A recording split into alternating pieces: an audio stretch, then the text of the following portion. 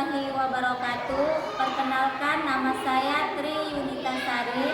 Saya adalah guru ilmu pengetahuan alam atau IPA di MIS Al-Ikhlas Kampung Dalam, sekaligus mahasiswi PPG Daljak Mapel Umum di Universitas Pendidikan Indonesia atau UPI. Hari ini saya melaksanakan praktek pembelajaran uji kinerja pada siswa kelas 5 dengan materi ekosistem. Selamat menyaksikan.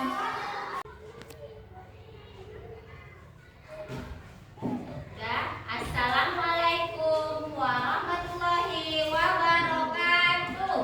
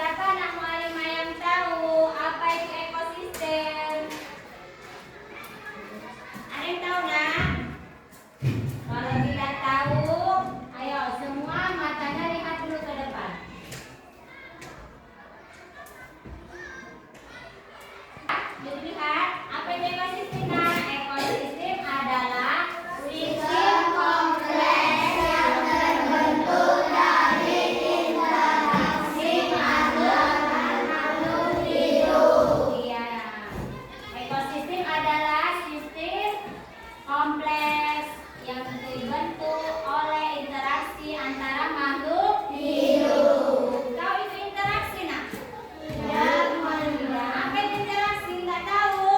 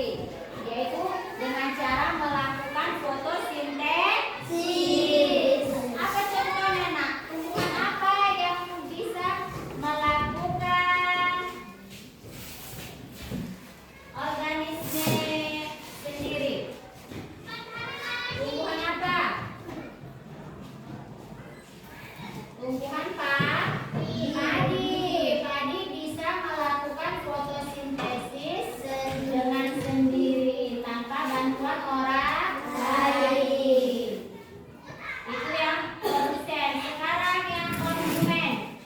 Konsumen merupakan organisme yang memakan organisme lain seperti herbivora. Herbivora itu apa, Nak? Apa herbivora? Herbivora adalah hewan pemakan tumbuhan.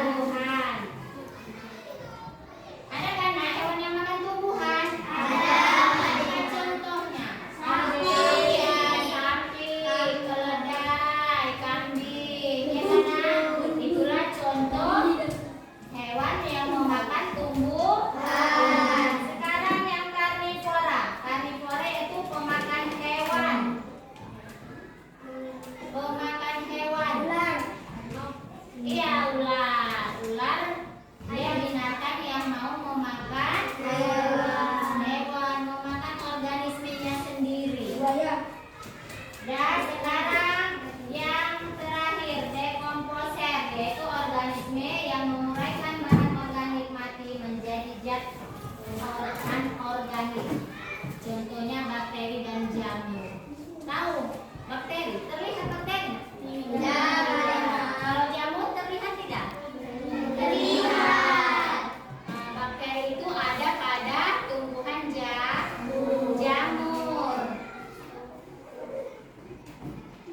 Nah, sekarang ayo, komponen abiotik terdiri dari air, tanah, udara, cahaya, dan suhu. Nah, air kebutuhan dasar bagi semua makhluk hidup. Kita makhluk yang hidup, tadi makhluk hidup ada berapa macam? 3. Manusia, hewan, dan hewan. Yang 3 tersebut, komponen yang 3 tersebut membutuhkan air untuk melangsungkan kehidupannya. Dan sekarang udara. Manusia butuh udara tidak? Butuh. Untuk kita hidup. Jadi jagalah kebersihan di lingkungan kita agar udara yang kita hirup menjadi udara yang bersih. Kalau kita menghirup udara tidak bersih, baik tidak untuk tubuh kita? Tidak. Cahaya matahari merupakan sumber energi utama bagi kehidupan makhluk hidup, digunakan oleh produsen dalam fotosintesis. Berarti, Nak, tumbuhan itu melakukan fotosintesis menggunakan cahaya. Nah, sekarang kelembaban. Kelembaban adalah kondisi udara dan tanah yang mempengaruhi kehidupan organisme. Kalau tanah yang lembab, bagus enggak untuk kehidupan organisme? Tidak, Mbak. Baik bagi kehidupan organisme. Sekarang angin. Angin adalah membantu penyebaran benih, penyerbukan, dan perubahan suhu angin. Tahu angin? Tahu. Pernah nggak merasakan angin? Pernah. Enak nggak ada angin? Enak karena kita suhu badan kita mendapat udara yang dingin dari tiupan angin tersebut. Sekarang ekosistem terbagi menjadi 2, ekosistem alami dan ekosistem buah-buahan. Ekosistem alami yang terbentuk secara alami tanpa campur tangan manusia. Contohnya apa, Nak? Hutan, laut, dan sungai. Ya, hutan, laut, dan sungai bisa manusia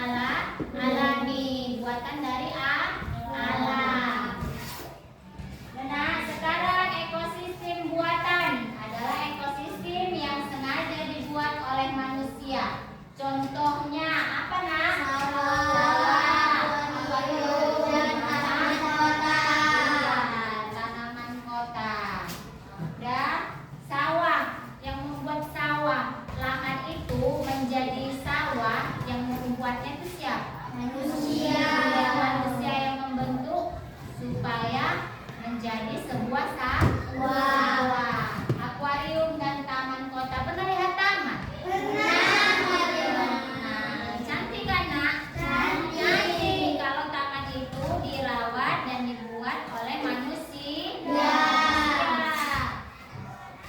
Ayo selanjutnya nak, kesimpulan. Ekosistem terdiri dari komponen biotik, yaitu makhluk hidup, dan abiotik, benda-benda mati yang saling berinteraksi dan mempengaruhi satu sama lain. Komponen biotik seperti tumbuhan, hewan, dan manusia, serta komponen abiotik seperti air, tanah, dan udara bersama-sama membentuk suatu sistem ekologi yang kompleks dan dinamis. Interaksi antara kedua komponen ini sangat penting untuk menjaga keseimbangan dan kelangsungan hidup ekosistem. Dan itulah interaksi antara makhluk hidup, saling membutuhkan dan saling membantu. Kita membutuhkan tumbuhan, kita juga membantu tumbuhan untuk merawat supaya tetap lestari.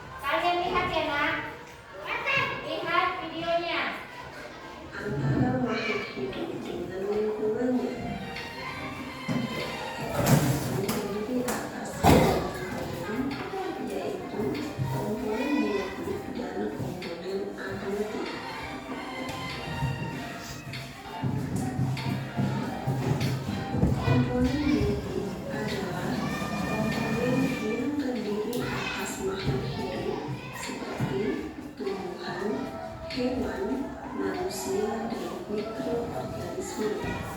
Sementara itu, komponen abiotik adalah komponen yang tidak hidup yang terdiri atas tanah, air, udara, cahaya matahari, suhu, dan iklim. Interaksi antara komponen biotik dan komponen abiotik akan mengakibatkan ekosistem menjadi tumbuh, berkembang, dan mengalami perubahan. Yang pertama, komponen biotik.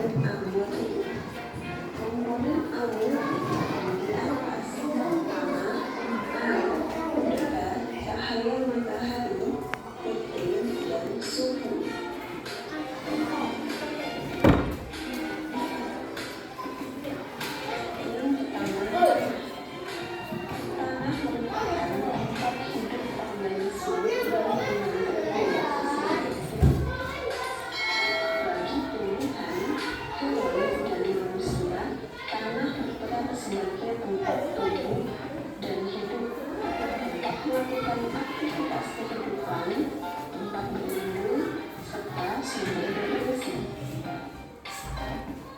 Yang kedua, air. Air menentukan tumbuhan, hewan, dan manusia. Air berperan sebagai zat pelaruh dalam tubuh, sistem pengangkut, dan tempat berlangsungnya reaksi-reaksi biokimia yang ada di dalam tubuh. Yang ketiga, udara. Udara sangat dibutuhkan makhluk hidup, di mana oksigen dibutuhkan untuk bernafas dan karbon dioksida dibutuhkan tumbuhan untuk melakukan fotosintesis. Selanjutnya yang keempat, cahaya matahari. Cahaya matahari merupakan sumber energi utama bagi kehidupan. Cahaya matahari dibutuhkan tumbuhan hijau untuk proses fotosintesis. Yang kelima, iklim. Iklim merupakan keadaan cuaca di suatu tempat yang luas dalam waktu yang lama. Selanjutnya yang keenam, suhu. Setiap makhluk hidup membutuhkan suhu yang sesuai untuk melakukan aktivitas hidupnya. Perubahan suhu lingkungan akan sangat berpengaruh terhadap kehidupan makhluk hidup. Itulah penjelasan tentang komponen biotik dan abiotik ekosistem.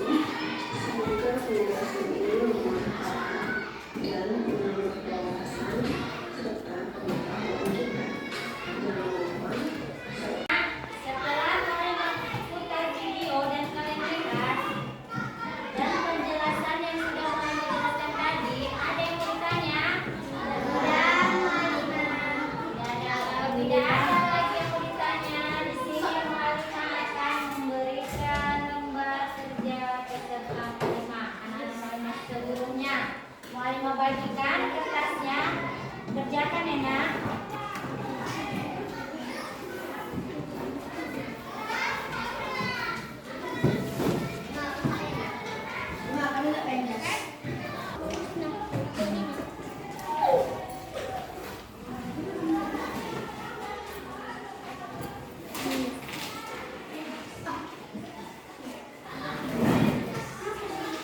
Malina jelaskan apa itu ekosistem biotik dan apa itu